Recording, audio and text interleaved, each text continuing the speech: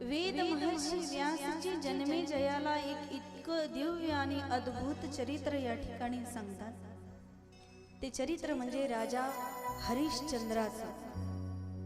ज्याप्रमाणे श्रीमद भागवतामध्ये शेवटच्या दिवशी सुदाम देवाचं चरित्र म्हणजे संपूर्ण भागवताचा सार आहे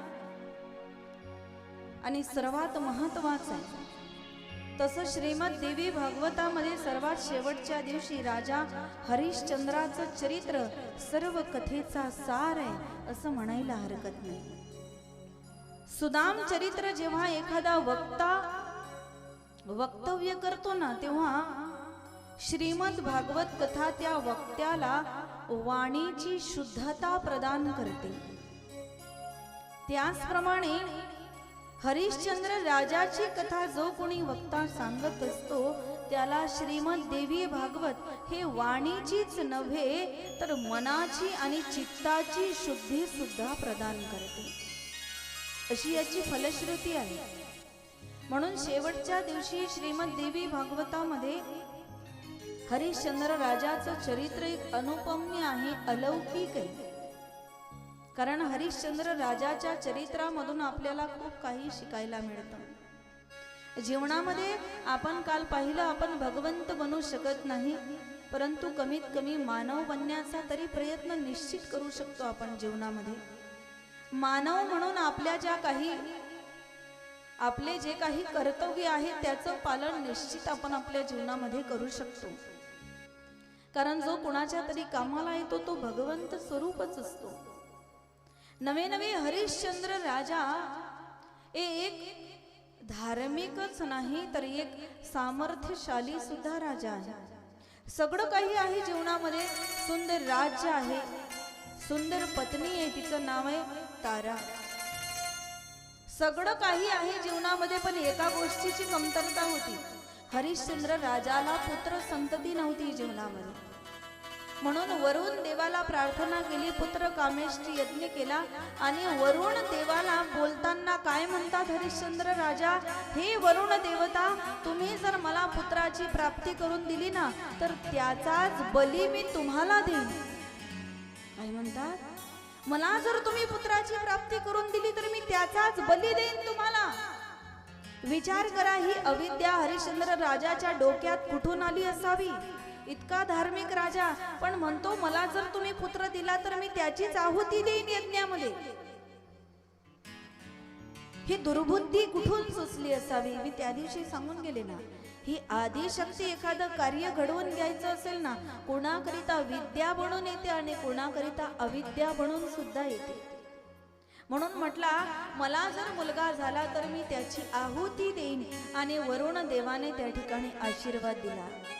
काही काळाने हरिश्चंद्र राजाला पुत्राचीही प्राप्ती झाली आणि जशी पुत्राची प्राप्ती झाली वरुण देवता हजर झाले। हरिश्चंद्रा, लक्षात आहे ना तू काय बोलला होतास, आहुती दे आता मुलाची।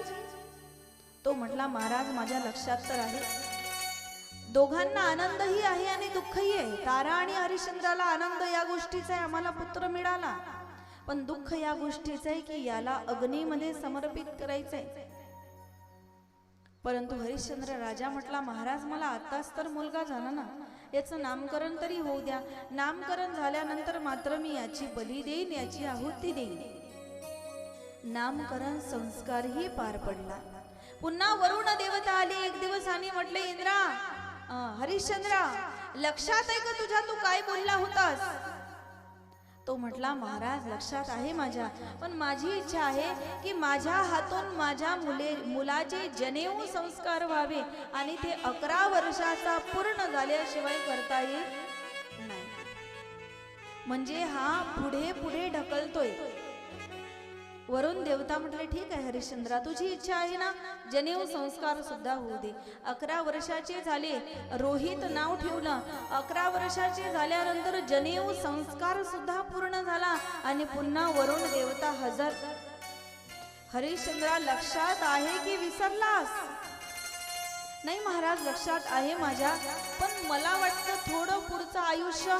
असं म्हटल्याबरोबर वरुणाला राग आला, अरे स्वतःच म्हणतोस की मला मुलगा झाला की आहुती देईन आता पुन्हा पुन्हा मला या ठिकाणी यायला लावतोस, पुन्हा पुन्हा मला या ठिकाणी येण्यासाठी भाग पाडतोस, वचनाची पूर्तता करत नाहीस, शाप देतो मी तुला हरिश्चंद्रा, रोगाने ग्रसित होईल तुझं शरीर. शाप दिला आणि निघून गेले वरुण देवता. हरिश्चंद्र राजाचं शरीरही रोगाने ग्रसित झालं असं वर्णन आहे, परंतु पुढे त्याने आदिशक्ती भगवतीची प्रार्थना केली आणि त्या रोगातून तो मुक्त झाला. एक दिवसचा प्रसंग आहे. हरिश्चंद्र राजा भ्रमण करत असताना एक स्त्री दुःखीत असलेली पाहिली. विचारलं, माताजी कोण आहात आपण आणि का रुदन करताय, का रडताय? महाराज, मी सिद्धी देवता आहे आणि विश्वामित्र जे आहेत ना ते माझी साधना करतात. विश्वामित्राला मला इच्छा नसताना सुद्धा जे मागितलं ते द्यावंच लागतं, कारण मी सिद्धी देवता आहे. काही लोकांना प्रश्न पडतो, सिद्धी जीवनामध्ये आपल्याला मिळावी म्हणजे जे हवं ते मिळेल. तर सिद्धी जीवनामध्ये मिळावी असं वाटत असेल ना, तर सिद्धीचे दाता कोण आहे? सिद्धी किती प्रकारच्या आहे? हनुमान चालीसा पाठ असेल ना तुमच्या? नाही पाठ? हनुमान चालीसा मध्ये सिद्धी आणि निधीचं वर्णन केलेलं आहे. सिद्धी किती आहे आणि निधी किती आहे? अष्टसिद्धी नौ निधी के दाता. किती सिद्धी आहे? अष्ट. 8 सिद्धी आहे आणि 9 निधी आहे. सिद्धी माता म्हटली, माझी इच्छा नसताना त्या विश्वामित्राला जे मागितलं ते द्यावं लागतं. दुःख वाटतंय, कारण तो एनी टाइम तप करत असतो ना. हरिश्चंद्र राजा म्हटले, आई तुम्ही चिंता करू नका, तुम्ही माझ्या माते समान आहात. चला मी त्या विश्वामित्रजींशी बोलण्याचा प्रयत्न करतो. म्हणून त्या मातेला घेतलं आणि विश्वामित्रजींच्या जवळ गेले. म्हटले, हे विश्वामित्रजी, तुम्ही तप साधना करता इथपर्यंत ठीक आहे, परंतु ही सिद्धी माता दुःखित आहे तुमच्या अशा वागण्यामुळे, वचनामुळे. म्हणून तुम्ही तिला का त्रास देताय? या सिद्धी मातेला का त्रास देताय तुम्ही? विश्वामित्र तप करत होते, डोळे उघडले, आपलं तप याने भंग केलं म्हणून राग आला विश्वामित्राला. आणि आठवण झाली की एकदा या हरिश्चंद्रासाठी वशिष्ठ माझ्याशी भांडले होते. ज्या वेळेला वशिष्ठ ऋषींनी गुणगौरव केला, हरिश्चंद्र राजा थोर आहे, दानी आहे, महान आहे, दान करण्यामध्ये तत्पर आहे, वचनामध्ये सत्याचं आचरण करतो, सत्यवादी राजा आहे हरिश्चंद्र. तेव्हा मी त्या वशिष्ठाला म्हटलं होतं, नाही नाही, तो सत्यवादी असता तर वरुणाने शाप कशाला दिला असता त्याला? आणि अशा या ढोंगी माणसासाठी ते वशिष्ठ ऋषी माझ्याशी मांडले. आता तर या हरिश्चंद्राची परीक्षा घ्यायलाच पाहिजे.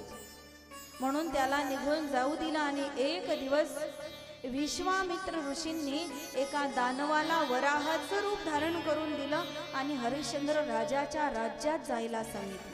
त्याने सगळीकडे धुमाकूळ घातला. राजाकडे बातमी आली तेव्हा राजा घोड्यावरती स्वार झाला आणि त्या वराहाला म्हणजे त्या डुकराला मारण्यासाठी पळत पळत त्याच्या मागे जायला लागला.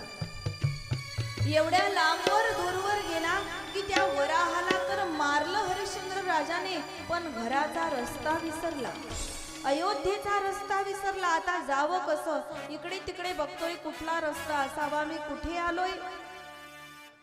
एवढ्यात विश्वामित्र ऋषींनी ब्राह्मणाचं रूप धारण केलं आणि म्हणतात, राजा कोण आहेस तू? बाबा मी हरिश्चंद्र राजा आहे, रघुवंशी आहे, अयोध्या नरेश आहे, इथे कसे काय आलात? म्हणे एक वराह त्रास देत होता, त्याला मारण्याकरिता आम्ही आलो, परंतु इथे मला रस्ताच दिसत नाही, अयोध्येला नेमका कोणता रस्ता जातोय? विश्वामित्राने ब्राह्मणाच्या स्वरूपामध्ये असताना सांगितलं, हे बघ तू या सरोवरामध्ये स्नान कर, पितरांना तर्पण कर, मला काही दान दे आणि नंतर मी तुला अयोध्येचा रस्ता सांगतो. हरिश्चंद्र राजाने स्नान केलं, तर्पण सुद्धा केलं आणि ज्या वेळेला म्हणतात मला दान दे, काय दान देऊ तुम्हाला? म्हटले दान मला ज्या वेळेला वाटेल तेव्हा मागेल, पण संकल्प सोड की तुम्हाला वाटेल ते मी दान देईन. आणि हरिश्चंद्र राजाने संकल्प सोडला, निघून गेला राजा हरिश्चंद्र. जाताना मनामध्ये सतत विचार चाललेला आहे की कोण असेल तो ब्राह्मण आणि काय मागेल तो आपल्याला. असा विचारच करत नाही तर समोर विश्वामित्र येऊन हजर. विश्वामित्र म्हटले, ओळखलं का राजा? काल ब्राह्मण बनून मी चालू होतो, तू मला दान देण्यासाठी संकल्प केला, मला दान हवंय तुझ्याकडून. काय हवंय महाराज तुम्हाला दान? काय हवंय म्हणजे तुझ्या राज्यामध्ये राहतो तिथले हत्ती घोडे नव्हे नव्हे तुमचं संपूर्ण राज्य हवंय मला दानामध्ये. एकाएकी पायाखालची जमीन सरकल्यासारखी झाली. संपूर्ण राज्य वैभव या ऋषीला द्यायचा आणि आपण कुठे जायचं? पण काय करावं? मुखातून निघालेला शब्द, धनुष्यातून निघालेला बाण कधी माघारी फिरत नाही. रघुकुल रीती सदा चली आई, प्राण जाई पर वचन न जाई, हे आपली परंपरा आहे. म्हणून ठीक आहे म्हटले, महाराज तुम्हाला माझं राज्य हवंय ना, मी तयार आहे तुम्हाला माझं राज्य द्यायला. नुसतं राज्य नकोय मला, नुसतं दान नकोय. जेव्हापासून तू यज्ञ केला ना तेव्हापासून लोकांना दक्षिणा वाटत फिरत असतो ना, मला दानाबरोबर दक्षिणा सुद्धा पाहिजे. आणि असं जेव्हा म्हटलं, कारण यज्ञाची पत्नी आहे दक्षिणा, म्हणून मला दानाबरोबर दक्षिणा सुद्धा पाहिजे. हरिश्चंद्र राजा म्हटला, महाराज माझ्याकडे जे होतं ते तर मी सगळं तुम्हाला देऊन टाकलं, आता मी कोणती दक्षिणा देऊ तुम्हाला ते मला माहिती नाही. पण मला दक्षिणा हे पाहिजे की मला 3 भर सुवर्ण मुद्रा पाहिजे. 3 भर म्हणजे 1 भर, याचा अर्थ होतो आपली जी उंची आहे त्याच्या 8 पट, म्हणजे 1 भर होतं. आणि 3 भर मला सोन्याच्या मुद्रा पाहिजे. म्हटले, महाराज मी एवढ्या आणू तरी कुठून? माझ्याकडे राज्य नाही, आता संपत्ती नाही, काही नाही, एवढं मी कुठून आणून देऊ तुम्हाला? नसेल होत ना राजा, आत्ताच सांग, तुझं राज्य तुला परत देतो, पण शाप तुला भोगावा लागेल. नाही नाही महाराज, शाप नका देऊ, मी प्रयत्न करतो, मला इथून निघण्यासाठी संधी द्या आणि 1 महिन्याचा कालावधी द्या, मी प्रयत्न करतो, काही झालं तरी मी तुमची वचनाची पूर्तता निश्चित करेन. म्हणून हरिश्चंद्र राजाने तारा राणीला आणि रोहितला सोबत घेतलं आणि राज्य सोडून बाहेर जाण्याकरिता निघाले. राज्यातील लोकांना जेव्हा ही बातमी कळाली, सगळे प्रजाजन गोळा झाले. राजाच्या पायावर मस्तक ठेवून ठेवून रडतात. दुःख वाटते सर्वांना, कारण ज्या वेळेला गोकुळाला भगवंत गेले ना त्यावेळेला गोकुळातल्या गायी सुद्धा रडल्या होत्या. रामप्रभू वनवासाला गेले ना, रामप्रभूच्या रथाचे घोडे सुद्धा रडले होते. आज हरिश्चंद्र राजा निघून जातोय घरामधून, संपूर्ण प्रजाजन धाय मोकलून रडायला लागले, अत्यंत दुःखित झाले. काय नीती आहे, नीती सुद्धा माणसाशी कसा कसा खेळ खेळते. कालपर्यंत 1 मिनिटाच्या अगोदर जो राजा होता ना त्याला एका क्षणात नियतीने भिकारी बनवून टाकलंय. ही नियती कसा खेळ खेळते माणसाशी. हरिश्चंद्र राजा म्हणतो, मला स्वतःचं दुःख वाटत नाही, पण माझ्या भरवशावर मी माझ्या पत्नीला मुलाला सोबत घेतलंय. कालपर्यंत सूर्याने माझ्या पत्नीचं नख सुद्धा पाहिलं नव्हतं. आज माझ्या पत्नीला उन्हात तानात, माझ्या मुलाला या उन्हामध्ये अनवाणी पायाने रस्त्याने फिरावं लागतंय. अशी जेव्हा चर्चा चाललेली आहे, विश्वामित्रजी आले. सांग राजा, नसेल जमत तर अजूनही सांग, राज्य परत देतो तुला, पण शापाला तयार हो. नाही म्हटले, महाराज 1 महिन्याचा कालावधी द्या, मी काही करेन, परंतु वचनाची पूर्तता करेन, तुमची दक्षिणा तुम्हाला आणून देईन. आणि हरिश्चंद्र राजा, तारा राणी, रोहित वनाने भटकत भटकत, जंगलाने भटकत भटकत काशी पर्यंत येऊन पोहोचले. विचार करतात, काशी माझ्या राज्यामध्ये येत नाही, इथे राहायला काही हरकत नाही, कारण हा काशीचा जो दरबार आहे हा अनाथांचा नाथ, जगन्नाथाचा दरबार आहे, इथे राहायला काही हरकत नाही. गंगेमध्ये तिघांनी स्नान केलं आणि गंगेच्या किनाऱ्याजवळ बसून एक सारखं त्या गंगामाईकडे बघतात. आई, आम्ही काय करू ग? कुठून आणून देऊ त्या महात्म्याला इतकं मोठं धन? आमच्याकडे काहीच नाही. या काशीमध्ये सुद्धा आम्हाला ओळखणारं कोणी नाही, कोणी परिचित नाही की त्याच्याकडून धन घेऊन त्या महात्म्याला देऊ. आम्ही काय करू? त्या गंगा मैयाकडे बघून प्रार्थना करतात हरिश्चंद्र राजा. एवढ्यात रोहित रडायला लागला. आई, मला खूप भूक लागली, आता माझ्याकडून उपवासी राहणं होत नाही. आई, खूप भूक लागली मला.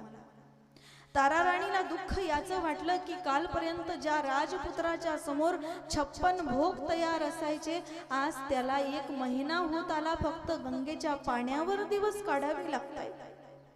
कोणाला काहीतरी भिक्षेमध्ये कोणी जर दया येऊन काही दिलं तर ते मागून खावं लागतंय. दुःख वाटायला लागला. कधी कधी रोहित मूर्छित होऊन पडायचा, कधी तारा राणी मूर्छित होऊन पडायची. 1 महिना झाला, पोटामध्ये अन्नाचा कण नाही, नुसतं पाण्यावर जीवन जगताय. हे दुःख काही कमी होतं याच्या जीवनात की विश्वामित्र पुन्हा हजर झाले. राजा, कालावधी संपलेला आहे, कुठे आहे माझी दक्षिणा? हरिश्चंद्र राजा म्हटले, हे महात्मन, कालावधी अजून संपलेला नाही. 1 महिना पूर्ण होण्यासाठी 1 दिवस शिल्लक आहे महात्मन. एका दिवसात काय होऊ शकत नाही.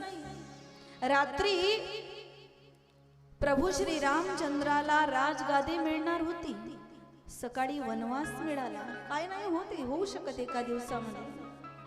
अगोदरच्या दिवशी संपूर्ण प्रजा जल्लोषित झाली होती की आमचे राम राजा होणार. सकाळीच वनवासात जावं लागलं. नियती माणसाशी कसे कसे खेळ खेळते, म्हणून तिथेच दुःखित होऊन बसलेले आहे आणि त्या भगवंताला म्हणतात, देवा, तुझ्याशी काय वैर आहे माझं? काय आपलं वैर आहे? काय मला दुःख मिळतंय हे जीवनामध्ये? तुझा माझा देवा कार्य वैराकार, तुझा माझा देवा कार्य वैराकार, दुःखाचे डोंगर, दुःखाचे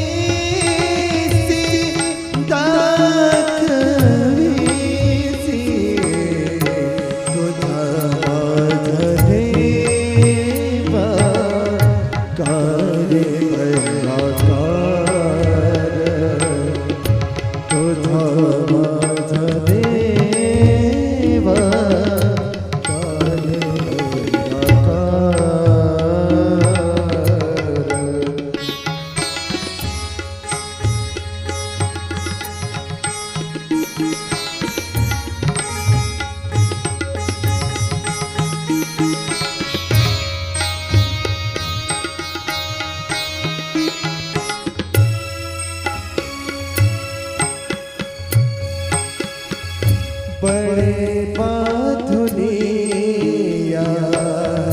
देश का रहाते, बड़े बाधुनिया देश का रहाते, ऐसे काहे चीती, ऐसे काहे चीती, ऐसे काहे चीती, आले तुझा, आले तुझा, तुझा माझा देवा कार्य वैराकार, तुझा माझा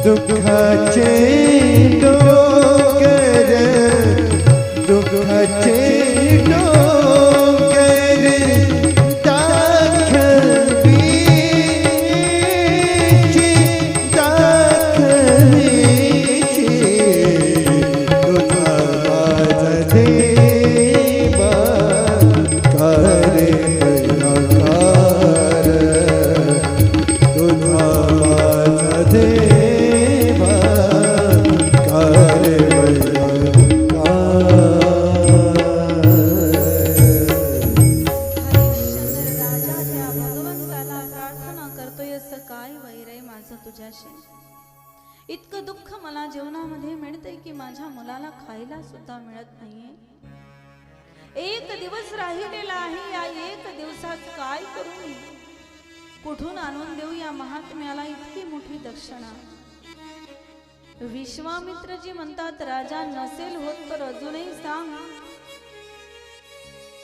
नाही महाराज, मी काहीही करेन पण तुमची दक्षिणा तुम्हाला देईन. वेळच आली ना महाराज, हा हरिश्चंद्र स्वतःला विकून टाकेल पण तुमची दक्षिणा तुम्हाला आणून देईल. अरे विकणार आहे स्वतःला, विक ना मग. लक्षात ठेव राजा, एक दिवस शिल्लक आहे, पुन्हा येईल मी एक दिवसांनी. निघून गेले विश्वामित्र. तारा राणी हरिश्चंद्र दोघे एकमेकाकडे बघतात. चिंता लागलेली आहे, काय करावं अशा वेळेला. पती होई चिंतातुर, तेव्हा लक्ष्मी सांगे विचार या न्यायाने. तारा राणी म्हणायला लागली, स्वामी माझ्या आईने मला शिकवलंय की पतीच्या दुःखामध्ये दुःख आणि पतीच्या सुखामध्ये सुख. आजपर्यंत किती सुखामध्ये ठेवलं तुम्ही आम्हाला, मातीवर पाय ठेवायचं काम पडलं नाही. इतकं वैभवामध्ये तुम्ही आम्हाला ठेवलं, इतकं सुख दिलं आणि आज तुमच्या जीवनामध्ये दुःख आहे. तर या वेळेला मीच तुम्हाला साथ द्यायला हवं पती देवा. म्हणून माझा एक सल्ला ऐका. दोष आपल्या दोघांचा नाही, दोष परिस्थितीचा आहे. सध्या वाईट परिस्थिती आपल्यावर आलेली आहे आणि अशा वेळेला आपण दोघांनी एकमेकाला समजून घेणं महत्वाचं आहे. म्हणून पतिदेवा, मी तुम्हाला पूर्णपणे या ठिकाणी समर्पित आहे. तुम्ही मला विकून टाका. कोण म्हणताय? तारा राणी म्हटली, तुम्ही मला विकून टाका. राजकन्या आहे, राजकन्या. असं म्हटल्याबरोबर हरिश्चंद्र राजा धाडकन चक्कर येऊन खाली पडला. माझ्या पत्नीला विकू मी? कालपर्यंत जिला इतकं वैभवामध्ये ठेवलं, आज नाही तिला सुख देऊ शकत तर मी तिला विकून टाकू? अतिशय दुःख वाटायला लागलं हरिश्चंद्र राजाला की काय अभागी पती असेल मी मला की माझ्या पत्नीने मला म्हणावं, स्वामी तुम्ही मला विकून टाका. आणि पुन्हा तारा राणी समजावून सांगते, स्वामी अहो याच्यामध्ये कुठलं पाप नाही, अधर्म नाही. मी स्वतः मला आनंद होईल की माझ्या पतीसाठी मी पूर्णपणे समर्पित झाली, याचा आनंद वाटेल मला. नाही नाही, मी तुला नाही विकू शकत, तुला सुख नाही देऊ शकत, तर मी तुला इतकं दुःख काय देऊ? आणि हरिश्चंद्र राजा विचारात आहे. पुन्हा पुन्हा राणी म्हणते, महाराज तुम्ही मला खरंच विकून टाका. त्यावेळेला हरिश्चंद्र राजाने तारा राणीचा हात पकडला आणि घेऊन गेला बाजारामध्ये. चव्हाट्यावर जाऊन उभे राहिले आणि हात वर करून म्हणतात, कोणी माझी पत्नी घेता का? पत्नी तुमच्या घरी दास्यत्व करेल, सेवा करेल, कोणी माझ्या पत्नीला विकत घेता का? मुखामधून शब्द फुटत नाही. अशा वेळेला विश्वामित्र पुन्हा ब्राह्मणाच्या रूपामध्ये आले. म्हणतात, मी घेणार तुझ्या पत्नीला विकत. सांग काय किंमत आहे तुझ्या पत्नीची? महात्मन, एका पतीने स्वतःच्या पत्नीची किंमत ठरवावी. पण महाराज शास्त्र असं सांगतं की एखादा पुरुष सेवक म्हणून हवा असला तर 100 कोटी सुवर्ण मुद्रा त्याला द्याव्या लागतात आणि एखादी स्त्री जर सेविका म्हणून असली तर तिला 10 कोटी मुद्रा द्याव्या लागतात. मी तयार आहे तुला 10 कोटी मुद्रा द्यायला, ग्वाही दे तुझी पत्नी विकली म्हणून. हरिश्चंद्र राजा कोणत्या तोंडाने म्हणणार होता मी माझी पत्नी विकली? मुखातून शब्द निघत नव्हते पण नेत्र बोलत होते. अगं तारा, कधी झाड सुद्धा स्वतःच्या सावलीला स्वतःपासून वेगळं करत नाही, पण आज माझ्यावर इतकं मोठं संकट आलंय की मला तुला माझ्यापासून दूर या ठिकाणी पाठवावं लागतंय.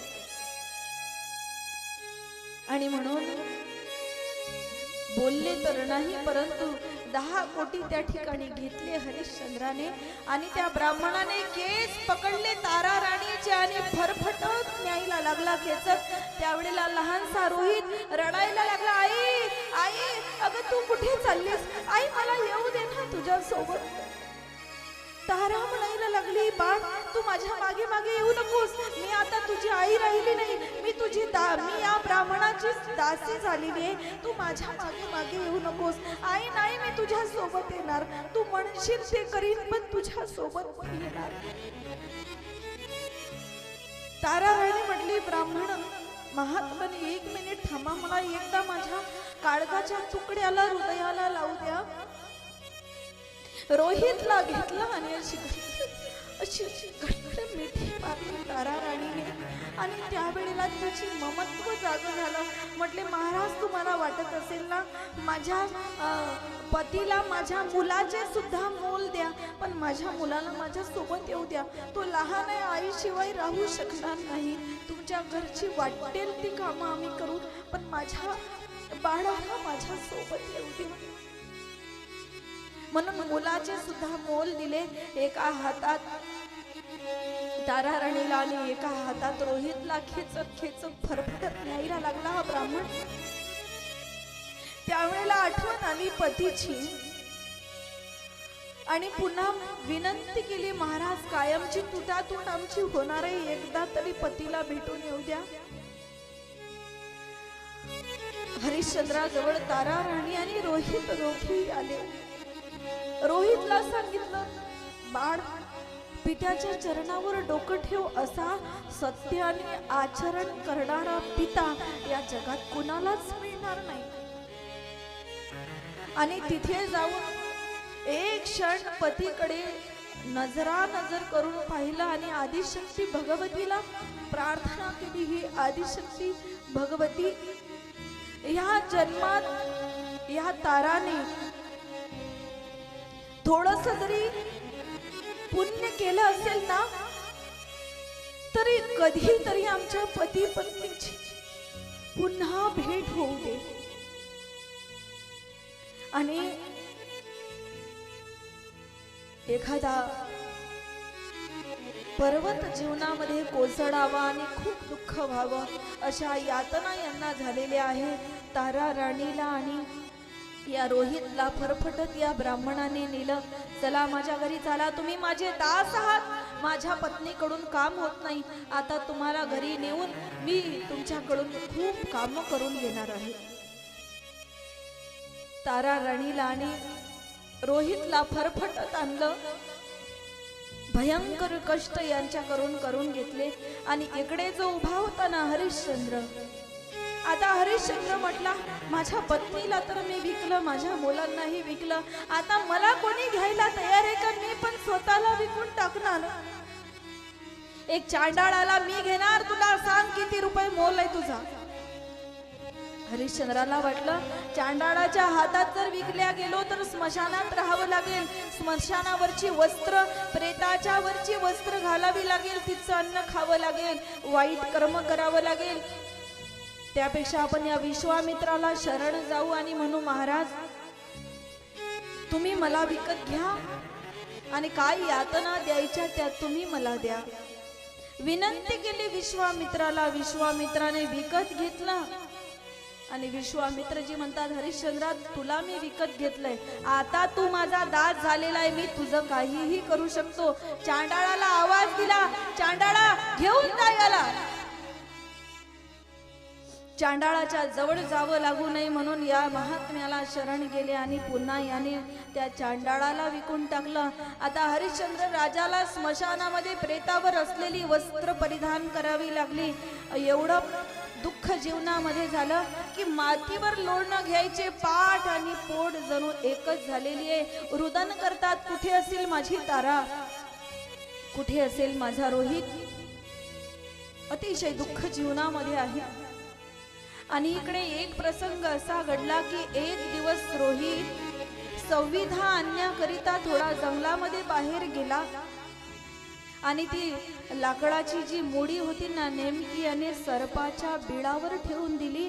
जसं बिळावर ठेवली त्यामधून एक काळा काळा सर्प निघाला आणि रोहितला त्याने दंश केला. तो जागीच मृत्यू पावला. काही मुलांनी जाऊन सांगितलं, म्हटले तुमचा मुलगा मरण पावलाय. तारा धाय मोकलून रडायला लागली. ब्राह्मणाला जाऊन सांगितलं, महाराज माझा मुलगा मरण पावलेला आहे, मला अंत्यसंस्कार तरी करायला जाऊ द्या. त्यावेळेला तो ब्राह्मण म्हणतोय, व्यभिचारिणी खोटी बोलतेस, काम करायचा कंटाळा येतो म्हणून खोटी बोलतेस, असत्य भाषण करतेस. आधी जीवसाची सगळी सेवेची कामं पूर्ण कर आणि नंतर जा अंत्यसंस्कार करायला. विचार करा ना महाराज, एका आईचा मुलगा मरून पडलेला आहे आणि त्या आईला एवढंही स्वातंत्र्य नसावं की त्याच्या प्रेतावर जाऊन तिने रडावं, इतकंही स्वातंत्र्य तिला मिळू नये. तेव्हा दिवसाची पूर्ण कर्म झाली. आता म्हटले आता जा आणि मुलाचे अंत्यसंस्कार झाले की पुन्हा परत ये. धावत गेली. एका घायाळ पक्षिणी सारखी धाय मोकलून रडायला लागली, रोहित अरे उठ बाळा, एकदा तरी माझ्याशी बोल, अरे रोहित अरे उठ बाळा. असा जेव्हा आवाज लोकांना गेला, लोकांना वाटलं ही लहान मुलांना खाणारी चांडाळणी तर नाही, म्हणून सगळ्यांनी खेचून घेतलं ताराला आणि त्या स्मशानात जो उभा होता ना हरिश्चंद्र चांडाळ बनून, त्याला आवाज दिला, या स्त्रीचा वध करून टाक, तिला मारून टाक, तिचा शिरच्छेद करून टाक. हरिश्चंद्राला माहिती नाही आमची पत्नी आहे, कारण इतकी विचित्र दशा दोघांची झालेली आहे की हा हरिश्चंद्र यांनी ही तारा राणी आहे ही ओळखायला सुद्धा येत नाही. इतकी दैवाची गती विचित्र आहे. गहन कर्मणा गतीही. तरी हरिश्चंद्र राजा म्हटला, आम्ही रघुवंशी आहोत, स्त्रियांना मारत नाही आम्ही. अरे रघुवंशी आहेस नाही होतास, आता तर तू चांडाळ आहेस, तू स्वतःला विकलेला आहे, दास आहेस, म्हणलं ते करावं लागेल. म्हणून हरिश्चंद्राने तलवार घेतली हातामध्ये, अशी मारायला उचलणार. एवढ्या तारा राणी म्हटली, महाराज तुम्हाला माझं काय करायचं ते करा, एकदा मुलाचे अंतिम संस्कार करू द्या, नंतर तुम्हाला काय करायचं ते करा. तारा राणी पुन्हा आपल्या मुलाच्या जवळ गेली, रडायला लागली, जोर जोरात ओरडायला लागली, रोहित अरे रोहित रोहित. हे शब्द ज्यावेळेला हरिश्चंद्राच्या कानावरती पडले, त्याने निरीक्षण करून पाहिलं तर ही आपली पत्नी आहे आणि हा आपला पुत्र आहे. हरिश्चंद्र राजा सगळं विसरून धावत जाऊन त्या रोहितच्या जवळ जाऊन इतका रडायला लागला, इतकं रुदन करायला लागला, दुःख करायला लागला. तारा राणीने हरिश्चंद्राला आणि हरिश्चंद्राने तारा राणीला ओळखलं. तारा राणी म्हणायला लागली, स्वामी कर्माची गती किती गहन आहे. मी आई आहे आणि तुम्ही बाबा आहे, पण दोघे सुद्धा दास्यत्व पत्करून आहोत. आपल्याला कुठलंही स्वतंत्र नाही, आपण दास बनून या ठिकाणी इतकं विचित्र जीवन जगतोय. स्वामी मला असं वाटतं हे असलं जीवन जगल्यापेक्षा या रोहिताच्या बरोबर आपणही आपले प्राण या अग्नीमध्ये समर्पित करून टाकावे, आपणही एकदाचं अग्नीचं स्नान करून टाकावं, इतकं दुःख सहन केल्यापेक्षा. चिता रचवली आणि त्यावर रोहिताला ठेवलं, अग्नीची प्रार्थना केली ना, आता अग्नीमध्ये उडी टाकणार. एक लख दिव्य प्रकाश पडला. आदिशक्ती भगवती जगदंबा 9 स्वरूपामध्ये येऊन हरिश्चंद्र राजाला दर्शन देते. राजा अरे काय करतोय? विश्वामित्र आले, धर्मराज आले. अरे राजा ही तर तुझी परीक्षा होती, परंतु आज मला कळालंय हरिश्चंद्र काय आहे. आदिशक्ती भगवतीने हरिश्चंद्र राजाला आशीर्वाद दिला, राजा तुझ्यासारखा दानामध्ये महादानी असा राजा यानंतर कधी होणार नाही या जीवनामध्ये.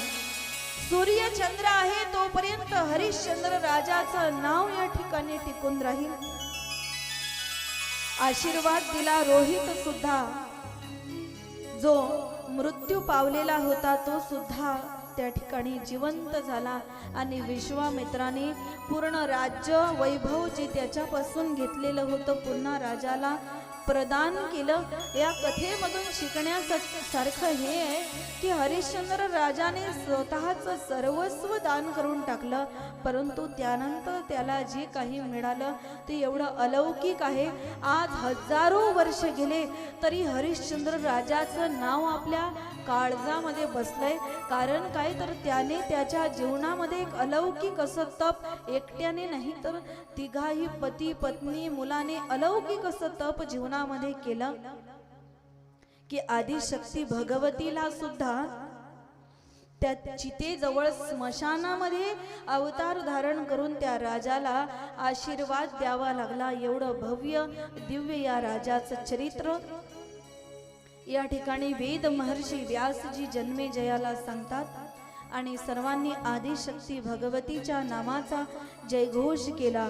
बोला आदिशक्ती भगवती भवानी मैया की जय